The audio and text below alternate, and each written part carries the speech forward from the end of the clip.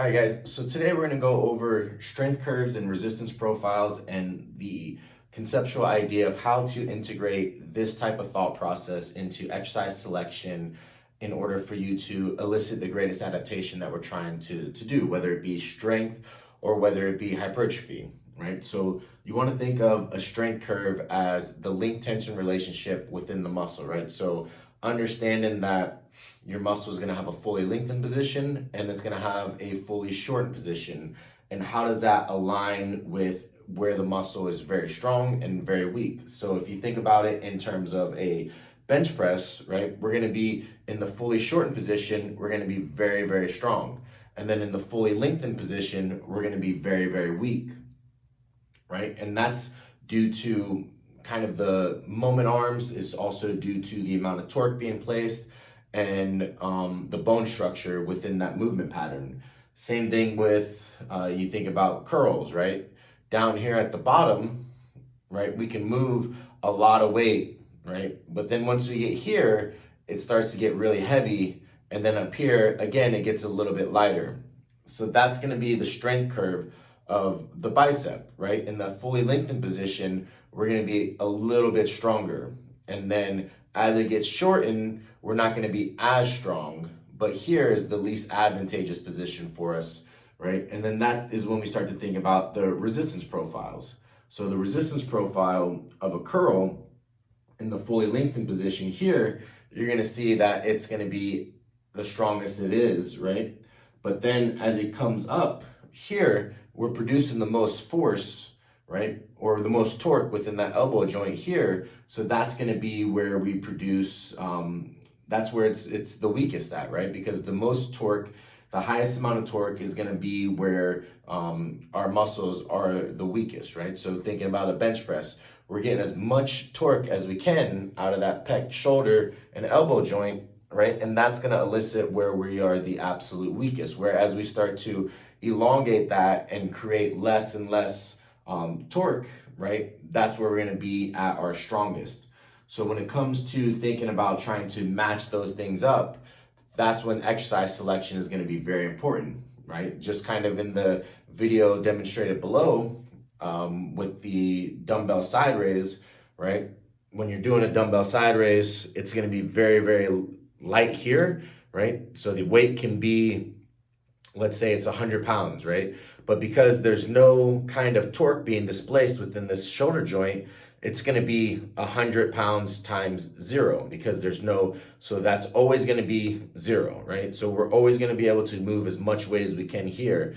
But then as it starts to get up and we're fighting against gravity because gravity is pulling it down, right? It's going to get harder and harder and harder. And then as we get to that fully shortened position, that's when it's going to be the absolute heaviest. And that's where it's going to create that negative resistance profile that we don't want, right? Because we don't want an exercise to be very, very hard up here and then very, very easy down here, because our limiting factor is going to be up here every single time, right? So if we have a 25-pound dumbbell that we can do here, down here we may be able to do 100. So there's a 75-pound discrepancy between those movement patterns. So we're not able to fully challenge the muscle throughout the entire range of motion that we're trying to look for, right? So we're looking at the line of force, which is going to be where the weight is in my hand. So if we're thinking about dumbbells, the line of force is going to be pushing straight down here.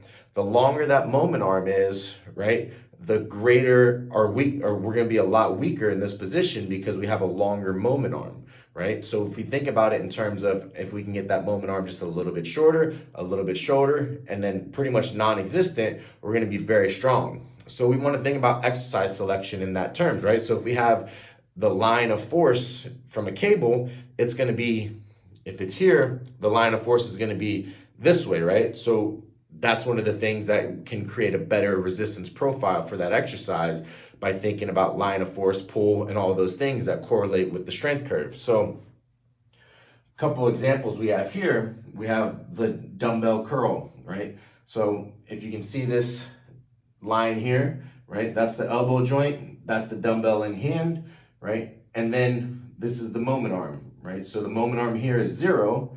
So then it's going to be whatever the weight is times 0, and that's going to be where we're the absolute strongest, right? So then here we see that the moment arm is the longest, right? So that's the longest amount of length that we have from where we're trying to displace torque within that elbow joint, right? So here we have the longest amount, so that's going to be the weakest position. So this is going to be the limiting factor, but the fact that it goes that way, right? So this is the amount of force we're able to produce. This is the lengthen, this is the shorten, because here we're producing the most amount of force, right? So we want to think about that in terms of how much force we're able to produce. We're able to produce more force in one of the harder positions because we have to overcome that inertia, right? So it's easy to overcome inertia when we're in a very strong position. It's going to be a lot harder to overcome inertia or force when it's in this position. We have to generate more to move that weight. So that's why it goes naturally with the strength curve here, right? So lengthen position, don't have to generate as much force to move the weight. Shorten position, we don't have to generate as much force to move the weight because those are easier positions for us. Here we have to generate the most force, right? So that's going to align with a pretty good exercise resistance profile. Strength curve matches the resistance profile within that movement pattern. So to me, that's a good exercise that we can think about, right? And we can make it a little bit better by incorporating some type of ability to brace. So if we put a preacher curl pad under us, we're able to push down, right? And that's going to allow us to generate more force through that range of motion. And that's going to allow us to match that strength curve just a little bit better. But you always want to think, right, where that moment arm is in relation to how much torque we're putting on. The longer the moment arm, the harder it's going to be. So always thinking about back, for instance, right? So anytime we're doing a lat pull down or a row, we're going to be very strong here, right? We can move a lot of weight like that, but as soon as we start to decrease the distance, right? As soon as we start to increase the moment arm, we're going to become a lot weaker and a lot weaker. So we want to find exercises that match that. So say we're doing a dumbbell row, right? Dumbbell row is going to be very, very strong here, and it's going to be very, very weak here, right? So kind of the same thing as the dumbbell side raise. We have the dumbbell here, we're able to move maybe 100, 150 pounds here.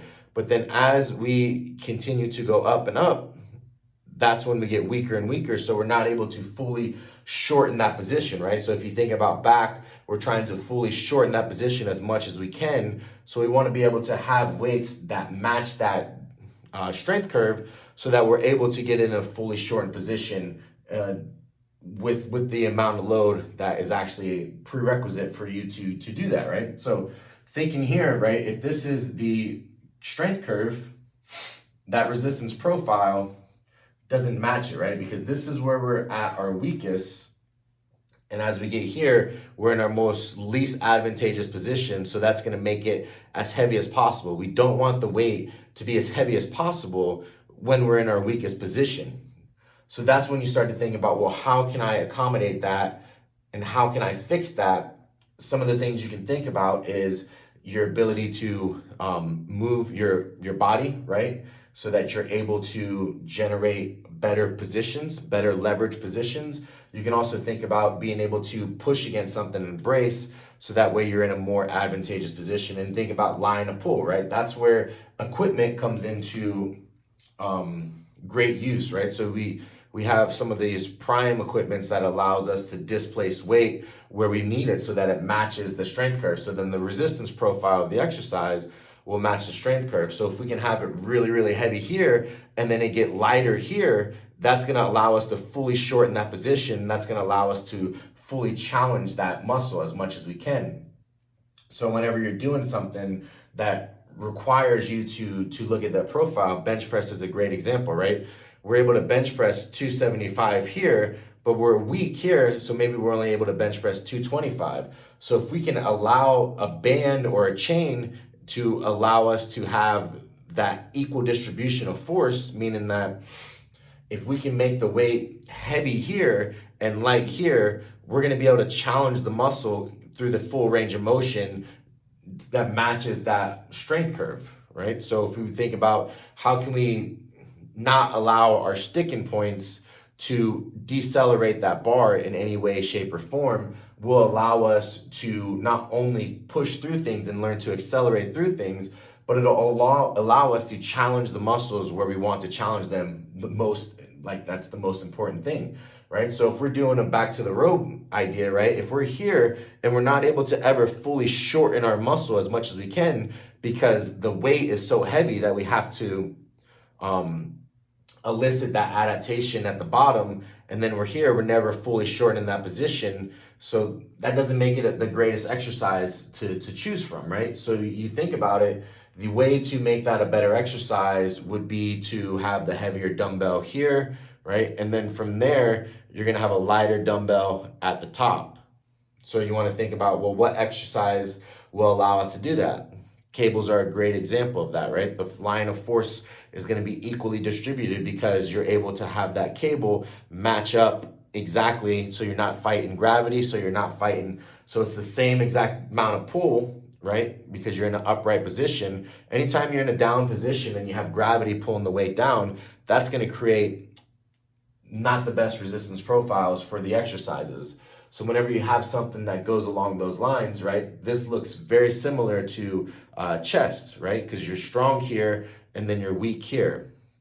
So if we're always compensating for our weak patterns, then we're never actually training our very strong areas as well. So we're not able to fully contract to that shortened position. We're not able to fully contract to that shortened position because the weight distribution is not where you want it to be, right? So here, back is going to be fully lengthened is where we're the strongest. Fully shortened is where we're the weakest. Whereas bench press, fully shortened is where we're the strongest. And then down here, fully lengthened is where we're the weakest. We want to be able to match those profiles as much as we can so that there's not a deceleration within bar speed. It's always able to accelerate. So when you think about strength, just like we did in that research article, the idea of always decelerating to your sticking points, and then once you get past them, you're going to decelerate even more. So you have your sticking point, you get past it, then you decelerate because you don't have to push through that anymore. Where when we're trying to challenge the muscle, we're trying to get as much motor unit recruitment as we can out of the fast twitch muscle fibers, we want to accelerate continuously. So having that point where there's no sticking point so that we're constantly accelerating the movement, that's going to allow for better force distribution. That's going to allow for us to challenge the type 2 muscle fibers a lot better. So with back, you're going to be here in the strongest position, which is going to fully lengthen the lat, right? And then you want to learn to get that fully shortened as well. So you want to have things that allow that to happen, right? So in the case of the dumbbell row, like I said, fully lengthened position, right? We're able to be as strong as we can. And then as we get shorter, that's going to create that compensation. So being able to have that going from a flat to a more inclined, that's going to allow for better moment arms. That's going to allow for better, more advantageous positions, right? Because instead of being flat to the ground, now you're here, right? So then you're able to pull and get it a little bit shorter because you're not fully contending with the gravitational pull going straight down as if you were flat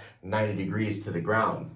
So when you think about that, you think maybe a chest supported row would be a better option that's more vertical here or more at a 45 degrees here than if you were doing something that's flat, right? So that's just something to think about when you're thinking exercise profiles, resistance profiles, exercise selection. How can I match the strength curve with the resistance profile as much as I can? And then how can those exercises fully elicit some type of adaptation that we're trying to do? So think of it in terms of, also another great one would be, the body position within a leg curl, right? So if we're trying to get the most out of a leg curl in the fully lengthened position, we want to have our hips flexed as much as we can. The more flexion we have, the more lengthened we're going to have of the hamstring. Whereas if we're trying to shorten it, the more extension we have, the more ability we are to fully shorten that hamstring. So thinking of in terms of that and exercise selection, that'll allow you to say, if I want to challenge the hamstring in the fully lengthened position, the RDL, right, where I'm fully flexed in my hip, or a seated leg curl where I have flexion, that's going to allow me to challenge it in the lengthened position as much as I can. But then if you want to think, well, how can I extend and challenge it? Something like a glute ham raise that allows you to have an extension throughout your hip, or a lying leg curl that has extension throughout your hip, is going to be a better exercise selection for that.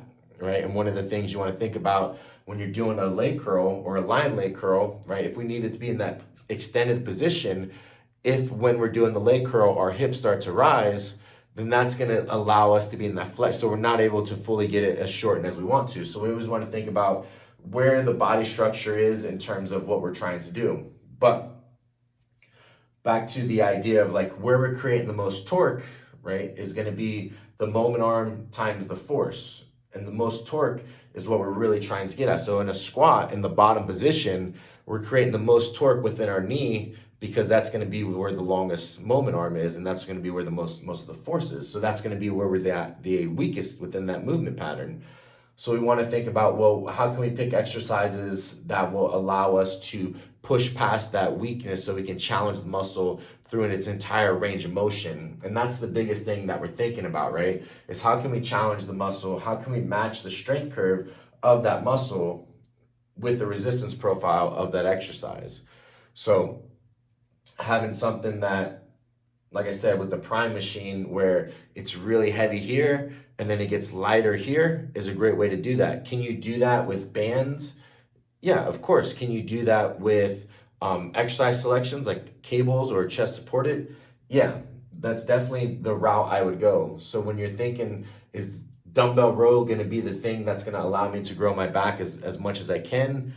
When I'm thinking about as maximizing muscle hypertrophy as much as possible, the answer is going to be no. But is dumbbell row, can it be an effective exercise? Of course, because if you're trying to think about the function of the muscle, right, which is the lat's an anti-rotator, right, you can have an exercise that doesn't always match that, but still you can get benefits from it. So it's all about thinking, what is the adaptation I'm trying to elicit? If I'm trying to elicit as much force production as possible through the entire range of motion, meaning that I'm trying to have equal distribution throughout the entire range of motion, then matching that up is going to be better. So if you're thinking, well, my athlete's not as fast as I want them to be, they tend to decelerate within movement patterns, having something match that resistance profile so it's equally as challenging will allow them to accelerate throughout the entire movement, so that can actually perpetuate a little bit more type 2X muscle fibers. So if you have someone that's a little bit of a slower lifter, you don't necessarily have to think about speed work to overcome that or to overcompensate for that. You can think about not allowing the movement to slow down, right? And then that can also elicit greater progress in terms of fatigue management, right? And we saw that within that study. The group that didn't use accommodated resistance had to rest and stop more than the group that was able to continue to push through and it was able to challenge that muscle through the actual resistance profile that we're looking for. So if you're able to continue through the movements and you don't have to stop because you hit failure, that's going to elicit less fatigue. So that's going to allow you to train in a less fatigued state, right? So that's what the study showed. They were doing the same amount of reps. They were doing the same kind of load distribution. The group that was able to have the better resistance profile was able to push through the reps and sets without having more continuous movement, whereas the other one had to stop every now and then to complete the set. So anytime you hit that failure point and you're stopping to complete a set, that's going to create a lot more fatigue. So we want to think about how can we pick these exercises that aren't going to create as much fatigue as well, right? And then we're going to talk about at the end of the month the fatigue to stimulus ratio that we're trying to think about, right? And how to define fatigue and fatigue management. This is a great way to start and thinking about maybe if I can pick better exercises, I'm not going to fatigue my athletes as much, but we're still going to get just as much or not more out of those exercises. So I hope that kind of gives you a little bit of a conceptual idea of strength curve, resistance profile. So as you're going through exercises, think about it, like where am I the strongest at in this exercise? If I'm the strongest with a curl, if I'm the strongest at the bottom, and then I get pretty strong here, can I find an exercise, and I'm really weak here, can I find an exercise to match that as much as possible, right? And that's what we're thinking about when it comes to exercise selections and being able to get the most out of every exercise that you pick, right? The thought process of an exercise is just an exercise is more of a mute point now. That's for people who don't really understand the concepts of fatigue management, of torque, of forces, of moment arms and things of that nature. If you guys want to dive deeper into kind of this idea of strength curves and resistance profiles. Tom Purvis is someone that I highly recommend. Joe Bennett is another person that I highly recommend, and Ben Pakulski is someone that talks about this stuff in really good depth. And most of the stuff that I am regurgitating here is what I've learned from those guys. So always understanding, drawing things out can give you a little bit more of a perceptual idea so that you can see where these moment arms are, where this force is being produced, where I'm the weakest at, where I'm the strongest at. And then you continue to expound upon that and trying to pick better exercises for the specific individuals, right? So you're thinking about it in terms of, now I have morphological considerations to think about, I have biomechanics to think about. That's going to allow me to pick the exercises to keep my athletes the healthiest, to train in the least fatigue state, and to get the most out of every exercise. And if you're not thinking of that as a coach, you're failing your athlete. So that's something that I want to kind of start to push forward with you guys in terms of ideology and conceptualization of exercise selection and why that can be so important. So if you guys have any other questions, because I know this can be a bit confusing when it comes to multi-joint movements, or isolation movements are going to be a little bit easier to conceptualize, but just understand where I'm the weakest at, where I'm the strongest at. How can I pick exercises to match that? Does it always have to be that way? Is it okay to challenge muscles in a weak position like pause squats? Yeah, there's some benefit to that as well. I'm not saying that this is the only way to start picking exercises. It depends on what the adaptation is that you're trying to get. What's the stimulus that you want to elicit within that muscle pattern, right? So if it's function, if it's action, if it's hypertrophy, if it's, there's so many variables that go into it. The more tools we have in our toolbox, the more we're able to pick those variables and get the most out of each one. So comment below if you guys have any other questions. I hope you found this video useful. I also have a dumbbell or a shoulder video down below as well, so make sure you check that out. It kind of shows things with the actual exercises and a little bit deeper explanation. But yeah, ask questions, guys. Appreciate you.